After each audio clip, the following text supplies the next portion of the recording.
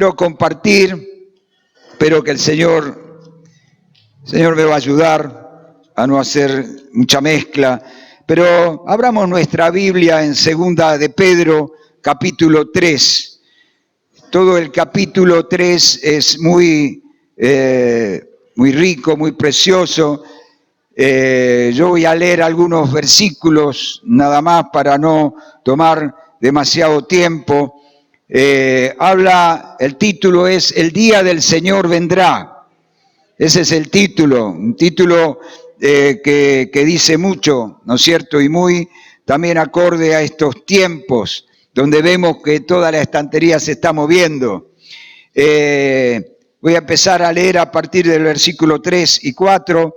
Dice, sabiendo primero esto, que en los postreros días vendrán burladores andando según sus propias concupiscencias y diciendo, ¿dónde está la promesa de su advenimiento? Porque desde el día que los padres durmieron, todas las cosas permanecen así desde el principio de la creación. Miremos ahora versículo 8. Mas, oh amados, no ignoren esto, que para con el Señor un día es como 1000 años, y 1000 años como un día. Y este es un versículo 9 clave para esto que hoy quiero compartir. Dice, el Señor no retarda su promesa, según algunos la tienen por tardanza, sino que es paciente para con nosotros, no queriendo que ninguno perezca, sino que todos procedan al arrepentimiento. Versículo clave.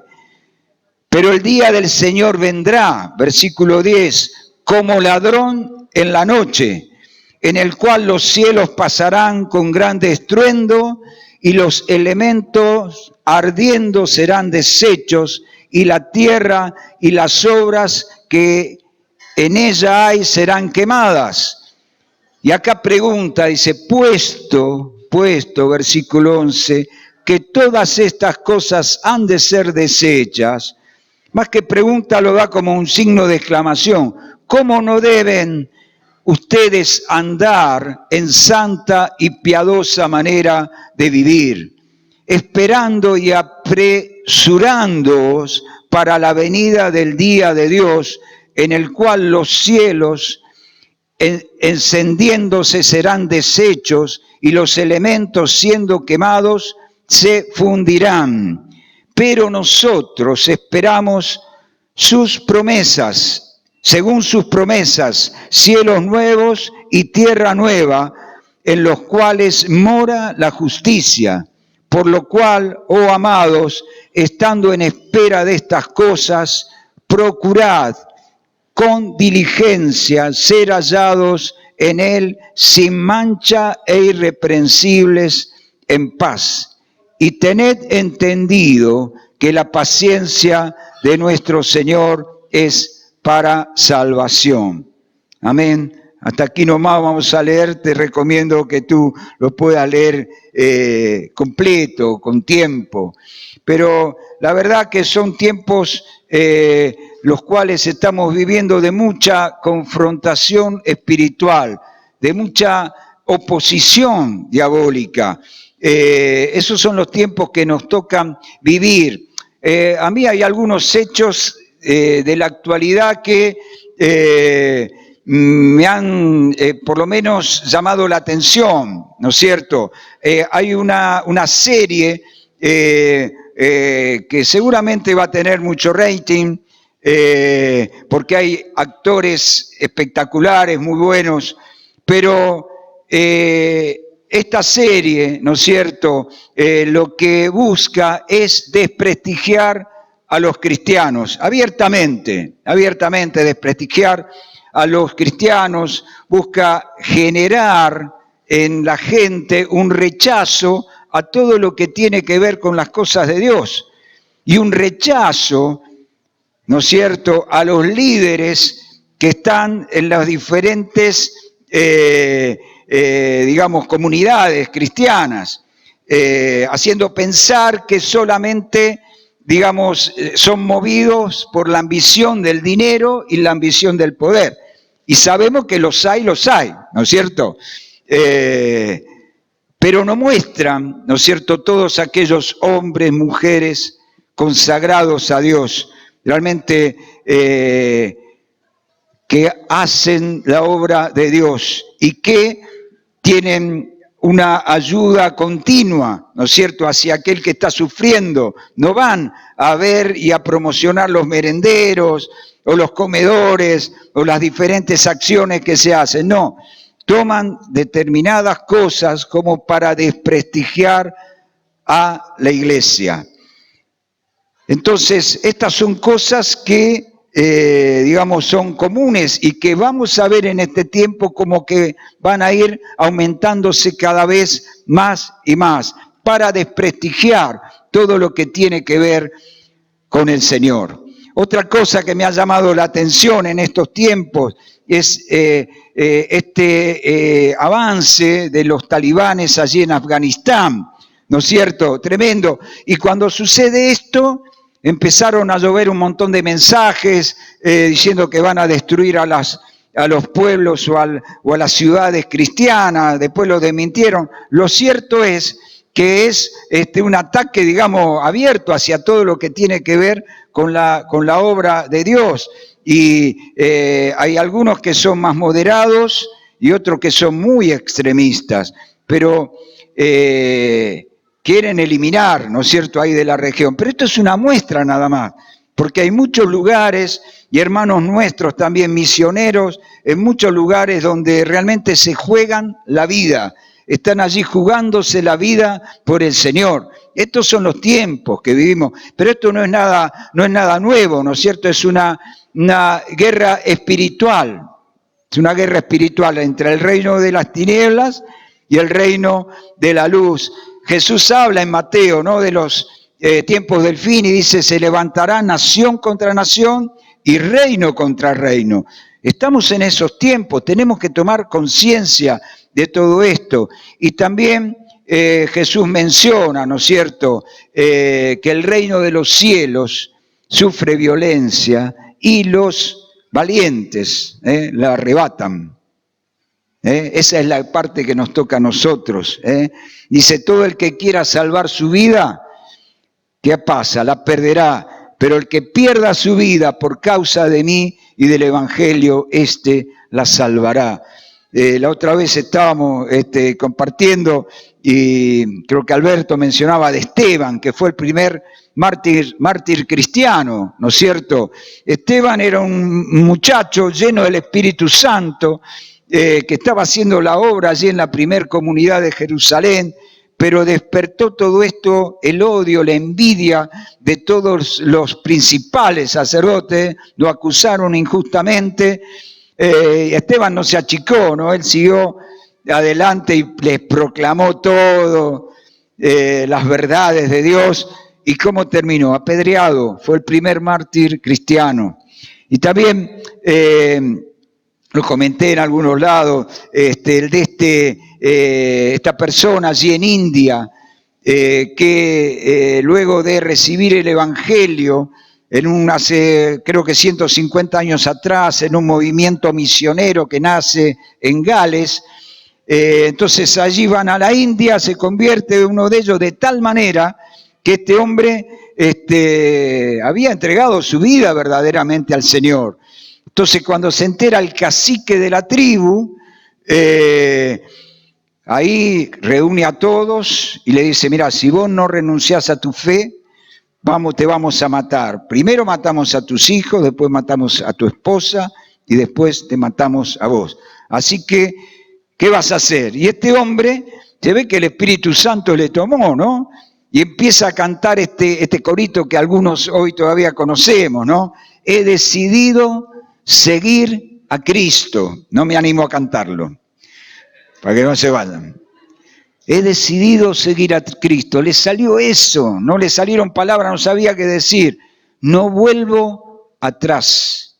La cruz delante, el mundo atrás. El cacique se enfureció, de tal manera que mata a los hijos y él sigue, y mata a la esposa y lo mata a él, ¿no es cierto? Él da su vida, ¿no es cierto?, por Cristo, por no negar a Cristo. La historia dice que, no sé, hay diferentes versiones, que luego el cacique con toda la tribu aceptan al Señor, que yo creo que debe ser así, ¿no es cierto?, porque seguramente allí hubo una semilla y que germinó en la vida de ellos. Y hablando con mi esposa me dice, mirá, es muy probable que ninguno de nosotros, desde ya no hemos pasado por eso, si no, no estaríamos aquí, pero quizás no nos va a tocar nunca pasar una situación tan límite donde está en peligro y en riesgo nuestra vida por el Señor.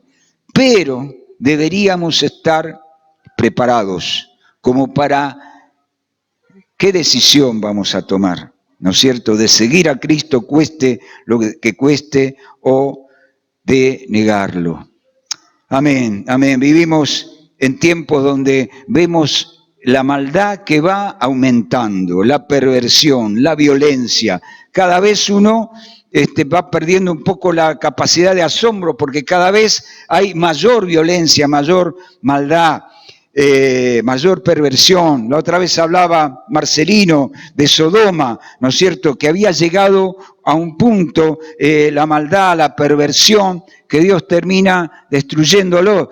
Y esta sociedad, la humanidad va como acercándose, ¿no es cierto?, como que va teniendo mucha similitud con esto que vivía ahí en Sodoma. Hay un grado de perversión y de maldad que va creciendo. Y llegará el momento, hermanos, en que Dios va a decir basta y todo va a ser destruido. Esta es la realidad. Y debe hacernos reflexionar todo esto, ¿no?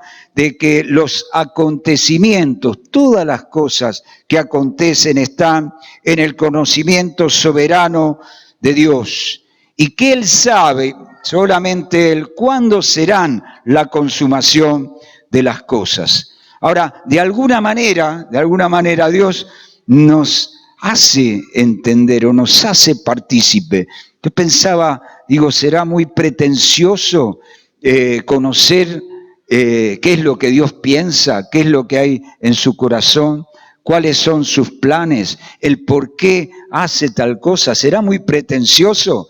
Yo, la verdad, creo que Dios nos muestra, ¿no es cierto?, su obrar.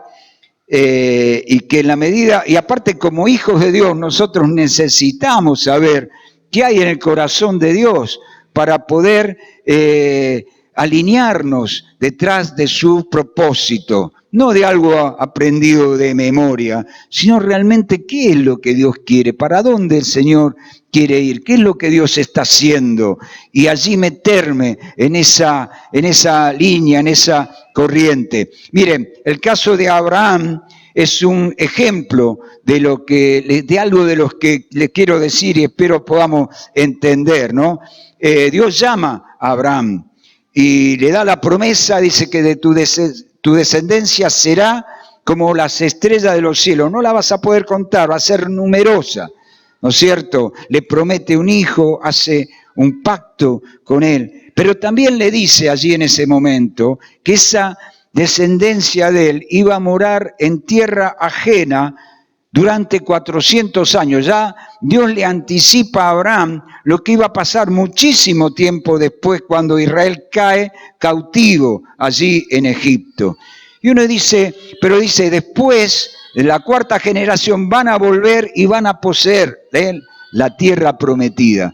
Y uno se pregunta, ¿pero por qué tanta vuelta que hace Dios y no se la da directamente la tierra, que tienen que esperar 400 años? Dice algo que revela, aquí esto está en Génesis, que revela cuál es el corazón de Dios.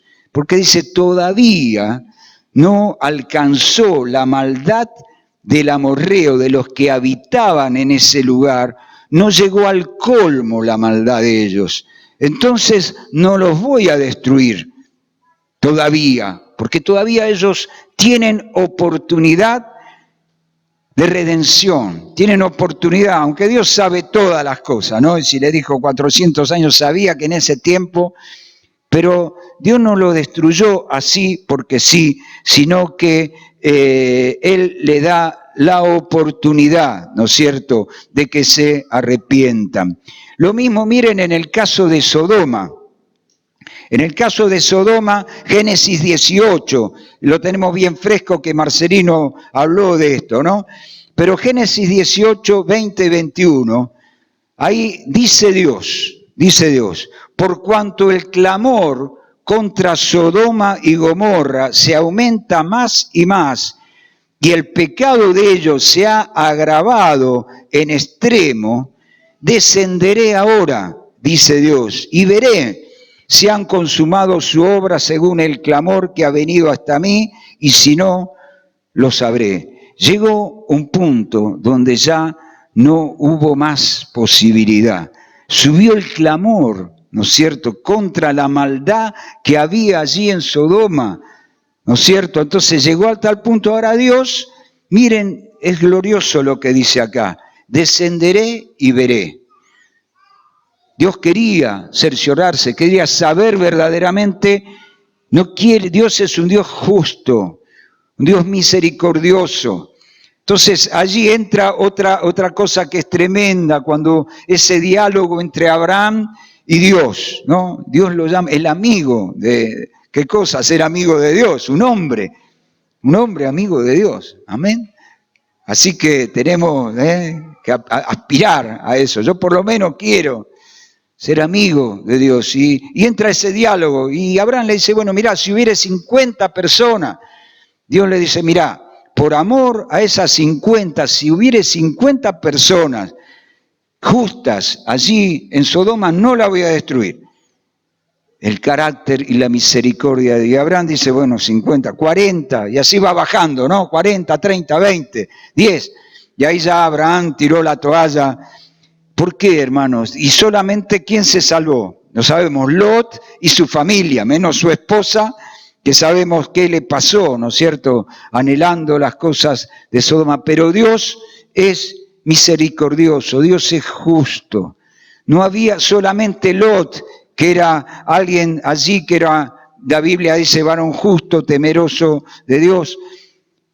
Solamente Lot, después lo demás todos no tenían ya redención, porque había llegado a un punto la maldad que ya no tenían redención, como en los tiempos de Noé, ¿vieron? Donde dice que el corazón de la gente estaba de continuo inclinado hacia el mal, y solo se salvó Noé y su familia allí subiendo al arca. Lo que les quiero decir, hermano, es que Dios no es que de pronto, vieron, se levanta mal una mañana y dice, voy a destruir tal ciudad o tal otra. No, Dios es un Dios de amor, Dios es un Dios de misericordia, Dios es un Dios que ama. Por eso ya lo vamos a llevar a lo que son estos tiempos, de los tiempos del fin, por lo cual Dios aún prolonga los tiempos para que todos sean salvos. Otro caso que menciona, y allí se ve como Dios vuelve atrás de la decisión. Miren ustedes, Jonás. Dios envía a Jonás y lo manda a Nínive. Le dice, ve a aquella gran ciudad, le dice, y pregona contra ella. Nuevamente dice, porque ha subido su maldad, ha subido hasta su presencia. Entonces, Jonás, vieron lo que hizo, porque Jonás era un hombre de Dios, era un hombre que conocía a Dios, que sabía de la misericordia de Dios, de la justicia de Dios.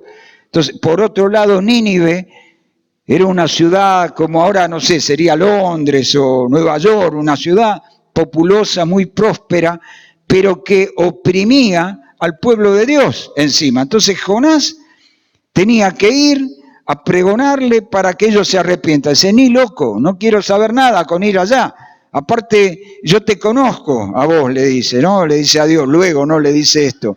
Entonces, va y ¿qué hace? Pregona. ¿Y qué hicieron los de Nínive? Conocen la historia, ¿no? Se arrepintieron. Dice que desde el rey, toda la población, hasta los animales, dice que se cubrieron de cilicio, ayunaron. Dice, por si Dios todavía puede volverse atrás y nos puede perdonar. O sea, había en ellos una conciencia, un arrepentimiento. Y miren lo que dice versículo 9 de Jonás, versículo 3, 9. Y vio Dios y se arrepintió del mal que había dicho que haría y no lo hizo. Ese es el corazón de Dios. Ese es el corazón de Dios. Se arrepintieron, estaban para ser destruidos, pero se arrepintieron, se volvieron a Dios, confesaron sus pecados. ¿Y Dios qué hizo? Los perdonó, los perdonó. Y ahí Jonás se enojó terriblemente, porque dice, yo sabía, miren lo que dice, yo sabía. Y dice, por eso me escapé, sé que eres un Dios clemente y piadoso, tardo en enojarte y de grande misericordia y que te arrepientes del mal. Jonás lo conocía a Dios. Por eso dice, no voy a ir, porque después me lo terminás perdonando y yo quedo mal. Y es lo que Dios hizo. Y Dios le dice, mira, si vos, vieron que le hizo la calabacera esa para que le diera sombra, y se enojó porque se había secado. Dice, mira, si vos te enojás por una calabacera que no es nada, ¿cómo yo no voy a tener misericordia de la cantidad de hombres y mujeres? Dice que aún dice, no saben reconocer entre su mano izquierda y derecha. Dios es un Dios así misericordioso. Amén, amén. Y leímos en 2 Pedro, capítulo 3, el día del Señor vendrá. Versículo 3 dice, sabiendo primero esto, dice que en los postreros días vendrán burladores andando en sus propias concupiscencias. Vendrá mucha gente, dice, con malos deseos. Volvemos acá, 2 Pedro 3, ¿no? Con malos deseos, mucha gente, con malos deseos, malvados, y se burlarán de las promesas de Dios. Es lo que vemos hoy, tanta burla de las cosas de Dios. Es cuestión de mencionar algo de parte de Dios y ya hay todo un coro de burladores allí. Se burlarán y dirán, dice, se preguntarán, ¿qué pasó con la promesa de que Cristo iba a volver? Ya murieron los que nos precedieron y todo sigue igual desde que el mundo fue creado. No pasa nada. ¿Dónde está la promesa de que Cristo va a volver? Se preguntan esto, ¿no es cierto? Como diciendo, tanto que va a volver, que esto va a pasar, que las cosas se van a destruir, pero sigamos haciendo la nuestra, total. Hasta ahora no pasó nada y no va a pasar nada. Y ahí dice algo tremendo, ¿no? Versículo 8, no ignoren esto, que para el Señor un día es como 1000 años y 1000 años como un día. Dios no tiene apuro, Dios no está limitado al tiempo y al espacio, ¿no es cierto? Dios no tiene tiempo. Para nosotros sí, se nos va acabando la vida, llegamos a un cierto punto y bueno, y nuestro espíritu es eterno, pero nuestro cuerpo no. Pero Dios no tiene problema de tiempo. Dice, pero, fíjense, dice, pero el día del Señor vendrá como ladrón en la noche. Eso ya me salté al versículo 10. El día del Señor vendrá. Todavía es tiempo, donde la paciencia y la misericordia de Dios está obrando. Pero vendrá el momento, hermanos, donde no va a haber más tiempo. Porque Sodoma, cuando llegó el momento, ya no hubo más posibilidad de salvación. Allí cayó fuego, azufre y fue totalmente consumida. Es tremendo. El otro día veía un documental del Vesubio, ¿no es cierto? Allí en Nápoles. Y esto, miren, esto fue en el principio por el año 79 después de Cristo. Y muchos conocen la historia, ¿no? El Vesubio, un volcán que entró en erupción, y la ciudad de Pompeya, ¿no es cierto?, que era una ciudad romana, y si ustedes entran a mirar, una ciudad pecadora en extremo, una ciudad muy próspera, muy pecadora, pero este volcán hace erupción y la ceniza, que es lo primero que cayó, cubrió no sé cuántas toneladas de ceniza y cubrió, y la gente, uno ve ahora las imágenes y la gente quedó como en movimiento o como estaba en ese momento, así quedó. No hubo ni así de tiempo, ni así de tiempo. El día del Señor vendrá, dice, como ladrón en la noche, cuando menos te lo esperás. El día del Señor vendrá. Dice, el Señor no retarda su promesa. No es que, bueno, Dios se quedó dormido y todo sigue cada vez la cosa peor, y la promesa de su advenimiento, de que Cristo va a volver, andá a saber cuándo va a ser. No retrasa su promesa, como algunos la tienen por tardanza. Y aquí está el motivo, el corazón de Dios. Sino que es paciente para con nosotros. Y nosotros, está bien dicho, porque fue paciente conmigo y lo sigue siendo con cada uno de los que estamos aquí y con cada uno de los que hoy están perdidos en droga, en alcohol, en delincuencia, en tantas cosas. Dios aún es paciente, aún hay posibilidad de redención para aquellos que están en esta condición. Dios es paciente con nosotros, no queriendo que ninguno perezca, que ninguno muera, sino que todos puedan arrepentirse y puedan volverse a Dios. Amén. El Señor, aquí dice Pedro, mira, no está ni apurado, tampoco se le atrasó el reloj.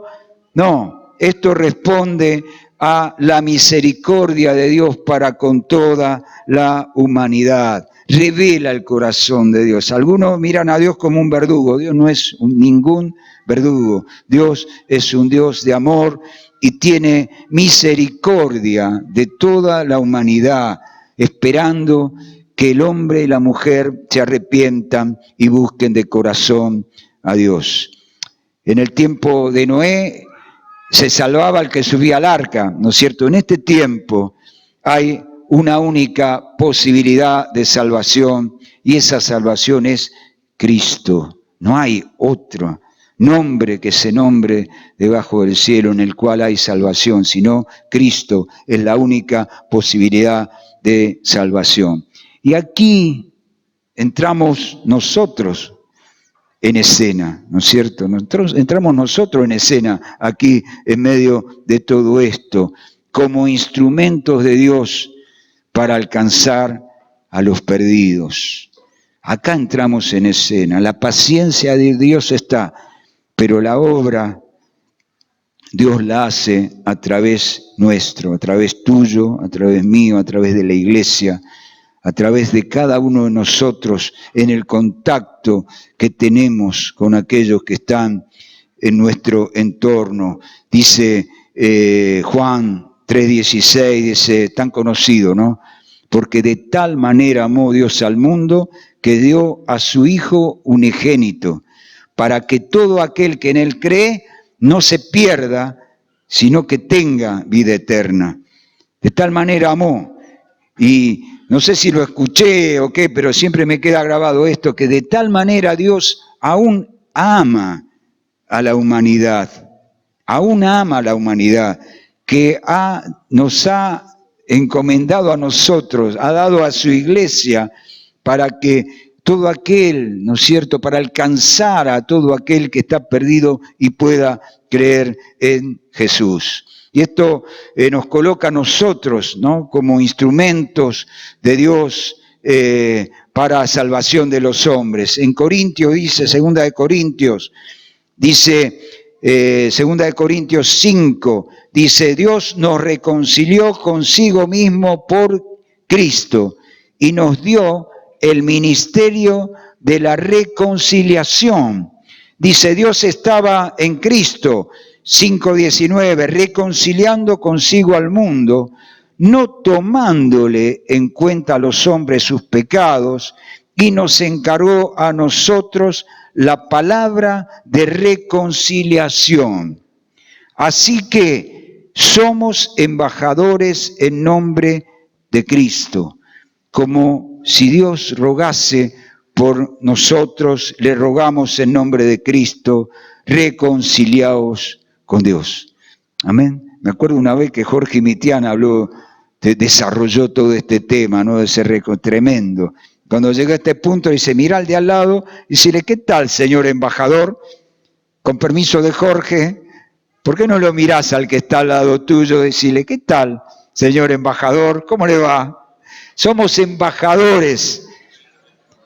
¿Vieron? Un embajador es un representante del país. Y nosotros somos representantes de Cristo. No somos cualquier pichi ahí, ¿no? No saques pecho. Pero somos embajadores en nombre de Cristo. Somos instrumentos de Dios para alcanzar a aquel que todavía no le conoce. Dios dio el primer paso en Cristo, porque el hombre estaba totalmente perdido.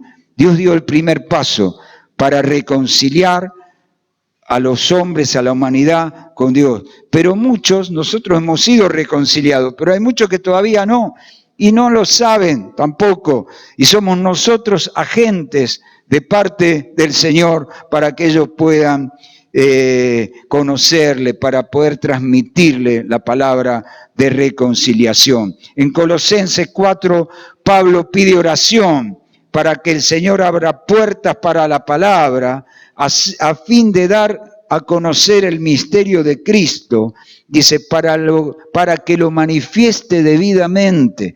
Pablo sabía que era una obra espiritual que necesitamos de parte de Dios para hacerlo, y oraba por esto, y aconseja allí en Colosenses, andad sabiamente con los de afuera, Colosenses 4:5, redimiendo el tiempo. Sea vuestra palabra siempre con gracia, sazonada con sal, para que sepáis cómo debemos responder a cada uno. Realmente esa debe ser la carga que tiene que haber en nuestro corazón en forma permanente. Y yo realmente, hermano, le digo la verdad, yo mismo me siento en falta con esto y pido que el Señor realmente ponga esta pasión en mi corazón por ganar a otros, por alcanzar a otros que no le conocen. Esa es nuestra responsabilidad como sus hijos, como iglesia, de alcanzar a otros. Iván Baker en su libro Vayan y de hacer discípulos, menciona ahí en una parte cuál es la condición de aquel que no conoce a Dios. Y él menciona 3 cosas, dice, están cautivos, están ciegos y están muertos. Esa es la condición de aquel que no conoce a Dios. Y Jesús, cuando comienza su ministerio leyendo la palabra del profeta Isaías, dice, el Espíritu del Señor está sobre mí, porque me ha enviado Jehová para dar buenas nuevas a los pobres, me ha enviado a sanar a los quebrantados de corazón, a pregonar libertad a los cautivos. La continuación de Jesús aquí en la tierra somos nosotros como iglesia, y esa es la función. Están cautivos, están presos, están esclavos, están ciegos. Dice que el Dios de este siglo les cegó el entendimiento para que no puedan comprender la verdad de Dios. Hay una lucha espiritual. El diablo no quiere soltar a aquellos que no conocen a Dios. Los tiene allí esclavizados, están cegados. Por eso, qué importante es la lista de oración, la parcela, porque ahí en lo espiritual se van moviendo muchas cosas, ¿no es cierto? Orar por las personas, para que Dios les alcance, para que Dios les toque, ir nosotros, ¿no? Dice que están muertos, y nosotros también estábamos muertos en nuestros delitos y pecados. ¿no es cierto?, hasta que el Señor nos alcanzó y nos salvó. Pero la humanidad, aquel que no conoce a Dios, está de esta manera. E Iván dice, el que está libre tiene que ir hacia el cautivo para liberarle. El que recibió la vista tiene que ir hasta el ciego para abrirle los ojos. Y el que ha resucitado tiene que ir hacia aquel que está muerto para que reciba la luz de Cristo. Amén, amén. Esto es lo que el Señor quiere que nosotros hagamos. Y cuando leemos esta palabra, ¿no es cierto? Y cuando hoy en día se habla de los tiempos del fin, y algunos tienen la tendencia de agarrar la calculadora, ¿vieron? Y ver, bueno, miran la profecía de Daniel, Apocalipsis, todo eso, y bueno, sacan la calculadora a ver cuánto tiempo falta. No es eso lo que Dios quiere que nosotros hagamos. Para nada, para nada. Miren, cuando los discípulos le dicen a Jesús, antes de la ascensión, le dice, bueno, ¿cuándo será la consumación? ¿Cuándo serán los tiempos? Jesús le dice, miren, no les corresponde a ustedes saber los tiempos y las sazones que solamente están en la potestad del Padre, solamente el Padre. Así que no te hagas problemas, solo Dios sabe. No te preocupes cuándo va a ser. Preocupate sí por hacer lo que tenés que hacer. Me lo digo a mí mismo. Preocupémonos, ocupémonos en hacer lo que Dios quiere que hagamos. Y allí Pedro sigue, ¿no? Dice versículo 11, ahora volvemos a 2 de Pedro 3, 11. Dice, ya que todo será destruido. Dice, a ver, reaccionen, todo va a destruirse. Entonces, ¿cómo ustedes no van a andar en santa y piadosa manera de vivir? ¿Cómo van a andar allí dando vueltas, revoloteando, perdiendo el tiempo, haciendo lo que no tienen que hacer? Muchachos, reaccionen, porque esto en algún momento se acaba, vendrá como ladrón en la noche. Entonces tenemos que hacer nuestra parte como hijos de Dios. Y dice, anden en santa y piadosa manera de vivir. Esperando, miren lo que dice el capítulo del versículo 12, esperando y apresurando. Tremendo lo que dice acá. Esperando y apresurando. No sé bien la interpretación, pero creo que de alguna manera, si la iglesia hace la parte que tiene que hacer, los tiempos se van a acortar. ¿Amén? ¿Por qué? Porque se van a cumplir las señales, el evangelio será predicado en todos lados, se van a cumplir todas las cosas. Y apresurando, ¿no es cierto? Así que en la medida que nosotros nos pongamos las pilas y hagamos las cosas como Dios manda, aún el tiempo se va a acortar. Dice, versículo 14, estando en espera de estas cosas, procuren diligentemente que Dios nos encuentre sin mancha, irreprensibles y en paz con Él. Amén. Diligentemente.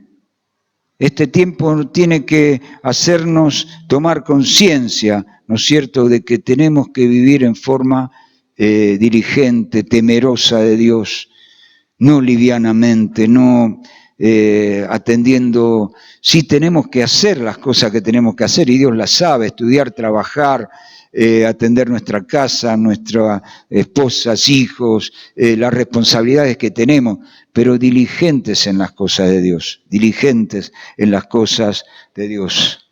Amén. Para el Señor un día es como 1000 años y 1000 años como un día. Él hace todo perfecto, decíamos la otra vez, todo lo hace perfecto a su tiempo.